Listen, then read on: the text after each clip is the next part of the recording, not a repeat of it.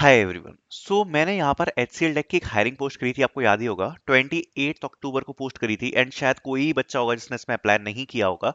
तो मैं आपको बताना चाहता हूँ कि इसकी तरफ से रिवर्ट्स आने स्टार्ट हो गए हैं। दो रिवर्ट्स हैं, दिखा देता हूँ।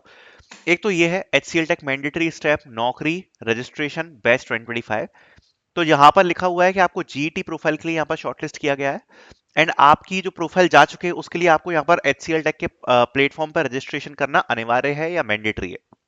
तो एक तो ये आया हुआ है, ठीक है। दूसरा टेस्ट मेल्स आ चुके हैं, आप देख सकते हो, do select HCL technologies limited invitation for online assessment. तो टेस्ट मेल्स भी यहाँ पर आ चुके हैं, ठीक है।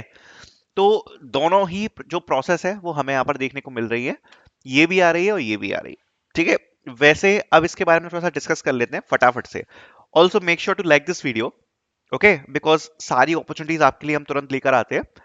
तो सबसे पहले ये अपॉर्चुनिटी मैंने 28 अक्टूबर को शेयर करी थी, लिंक आपको डिस्क्रिप्शन में मिल जाएगी, ठीक है, वीडियो की।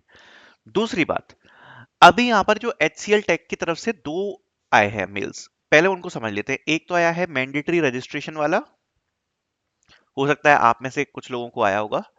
दूसरा आया है टेस्ट मेल, ठीक है।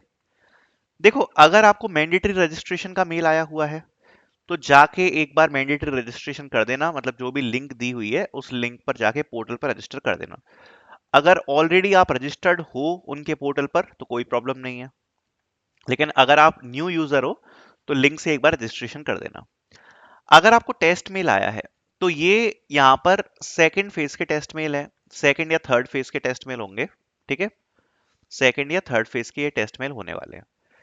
अब इसमें है क्या, डू सिलेक्ट की तरफ से मेल आए हुए हैं, डू सिलेक्ट की तरफ से यहाँ पर मेल्स आए हुए हैं। अब इसमें आपको क्या देखने को मिल सकता है, एक बार डिस्कस कर लेते हैं। देखो, अभी जो HCL टेक का जिस हिसाब से एग्जाम चल रहे हैं ना, जनरली HCL टेक क्या पूछती थी इसमें, आपसे HCL टेक में पूछा जाता था एप्टीट्यूड, ठीक है, and technical MCQ and coding. But अभी जो एग्जाम्स चल रहे हैं ना, कुछ बच्चों ने मुझे रिपोर्ट किया है कि उन बच्चों को टेक्निकल MCQs देखने को नहीं मिले हैं। जनरली जो बच्चों को देखने को मिल रहा है वो है एप्टीट्यूड, जिसमें आपका क्वांट के क्वेश्चंस हो गए, रीजनिंग हो गया और आपका इंग्लिश हो गया, ठीक है। ये तीन चीजें पूछी जा रही हैं, प्लस दो कोडिंग क्वेश्चंस ये पूछा जा रहा है। तो ये यहां पर ऑनलाइन असेसमेंट में आ रहा है, जिसमें अगर हम इसकी बात करें तो जो फर्स्ट एप्टीट्यूड राउंड है, it is a easy round, ठीक है। मतलब ये वाला जो सेक्शन है पूरा एटीट्यूड एप्टीट्यूड का, वो पूरा इजी है। क्वांट भी इजी है, रीजनिंग भी इजी है, इंग्लिश भी इजी है।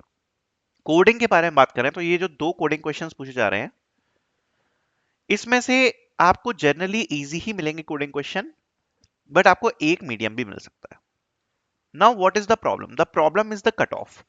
बिकॉज भले ही क्वेश्चंस इजी हैं और एग्जाम इजी है, द प्रॉब्लम इज इनके पास जितनी रिक्वायरमेंट्स हैं, जितना इन्होंने मेंशन किया है कि 800 से लेके 1000 लोगों को इनको हायर करना है, उस हिसाब से एप्लीकेशंस बहुत ज्यादा है, ठीक है। It has easily 50K plus application. तो ये सबसे बड़ी प्रॉब्लम है कि एप्लीकेशंस बहुत ज्यादा होने वाली।